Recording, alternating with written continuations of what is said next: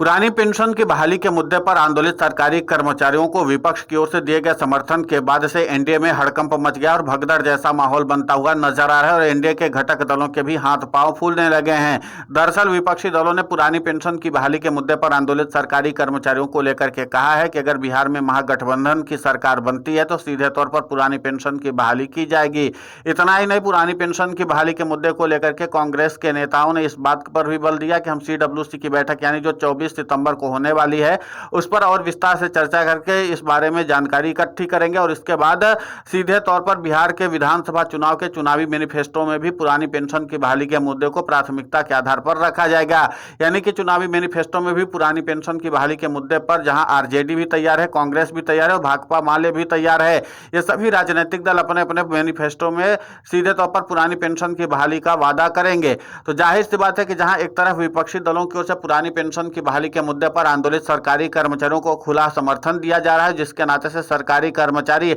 अब विपक्षी दलों की ओर एकजुट होते हुए नजर आ रहे हैं, जिसके नाते से एनडीए के घटक दलों के हाथ पांव फूलने लगे हैं। और हाथ पांव फूले भी क्यों ना, क्योंकि अभी तक एनडीए की तरफ से जो भी दांव चला गया है उसमें विपक्ष ने ही बाजी मारी है। और खासकर पुरानी पेंशन की बहाली के मुद्दे को लेकर के तो जिस तरीके से इंपैक्ट बिहार के विधानसभा चुनाव से पहले ही देखने को मिल रहा है, तो इसका मतलब साफ है कि पुरानी पेंशन की बहाली का मुद्दा एक बार फिर से बिहार में निर्णायक साबित होगा। जैसे हिमाचल प्रदेश, कर्नाटक और तेलंगाना में साबित हुआ था, यहाँ पर सरकारी कर्मचारियों ने विपक्षी दलों के दम पर ही अपनी पुरानी पेंशन की बहाली करवाई है। ठीक उसी तर्ज पर बिहार में भी सरकारी कर्मचारियों का फैक्टर इस बार काफी अहम साबित होने वाला है और इसीलिए विपक्षी दलों की ओर से पुरानी पेंशन की बहाली के मुद्दे पर आंदोलित सरकारी कर्मचारियों को साधने की कवायद तेज कर दी गई है। अब कांग्रेस की ओर से 24 सितंबर को सीडब्ल्यूसी की बैठक बुलाई गई है। कांग्रेस के प्रदेशाध्यक्ष ने भी साफ कर दिया है कि पुरानी पेंशन की बहाली के मुद्दे को लेकर के वो काफी ज्यादा प्रभावित ढंग से काम करने वाले हैं और सीधे तौर पर कांग्रेस आला कमान से भी बात करेंगे, क्योंकि सिर्फ पुरानी पेंशन की बहाली के मुद्दे पर आंदोलित सरकारी कर्मचारियों को समर्थन देना ही काफी नहीं है, बल्कि इसको एक रणनीतिक तौर पर भी जमीन पर उतारने की जरूरत है,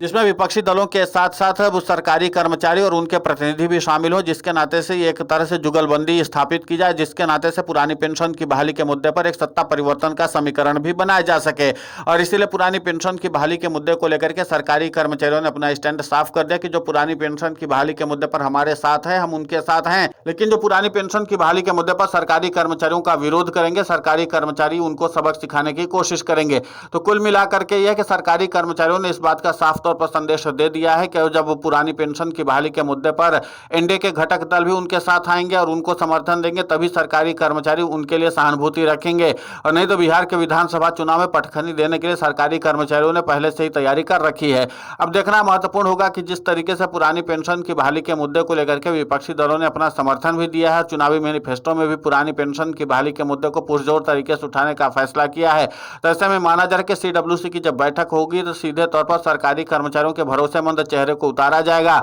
जिसके नाते से बिहार भर में सरकारी कर्मचारियों को एक अच्छा संदेश दे करके अपना चुनावी समीकरण साधा जा सके। तो माना जा रहा है कि राहुल गांधी या प्रियंका गांधी वाड्रा जैसे प्रमुख चेहरे से पुरानी पेंशन की बहाली के मुद्दे पर आंदोलित सरकारी कर्मचारियों के प्रतिनिधियों से मुलाकात करवाई जाएगी और उनके साथ चुनावी रणनीति भी तय की जाएगी कि पुरानी पेंशन की बहाली के मुद्दे पर आंदोलित सरकारी कर्मचारी किस तरीके से अपने काम और स्ट्रेटेजी को अंजाम देंगे। जाहिर सी बात है कि पुरानी पेंशन की बहाली के मुद्दे को लेकर के जहां केंद्र की मोदी सरकार लगातार दबाव का सामना कर रही है और उन सबके बीच में सरकारी कर्मचारियों ने अपने पुरानी पेंशन की बहाली के मुद्दे को बहाल करवाने के लिए विपक्षी दलों का साथ ले लिया है, तो बिहार का विधानसभा चुनाव काफी ज्यादा दिलचस्प होने वाला है, क्योंकि पुरानी पेंशन की बहाली का मुद्दा एक बार फिर से न सिर्फ आम जनता के बीच में सिर चढ़ करके बोलेगा, बल्कि राजनीतिक दल भी इसको पुरजोर तरीके से समर्थन देते नजर आएंगे। और सरकारी कर्मचारी तो शुरू से ही पुरानी पेंशन की बहाली के मुद्दे पर व्यापक तौर पर आंदोलन चला रहे हैं। तो बिहार का विधानसभा चुनाव कुल मिलाकर के यह कि सरकारी कर्मचारियों के लिए खुशखबरी लेकर के आने वाला है,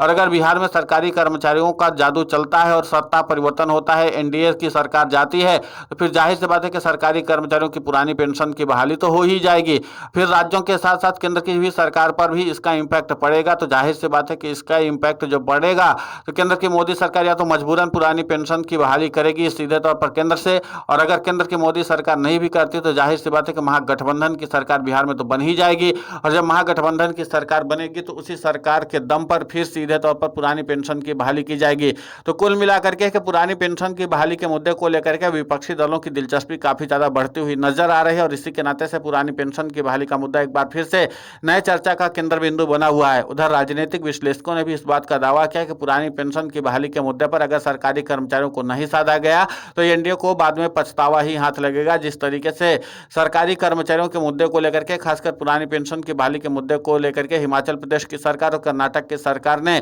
सरकारी कर्मचारियों की आवाज को दबाने की कोशिश की थी। नतीजा क्या हुआ, यहाँ पर बीजेपी की सरकार चली गई, विपक्षी दल कांग्रेस की सरकार आ गई है। तो जाहिर सी बात है कि पुरानी पेंशन की बहाली के मुद्दे को लेकर के सरकारी कर्मचारियों ने अपना स्टैंड साफ कर ही दिया है। लेकिन इसी के साथ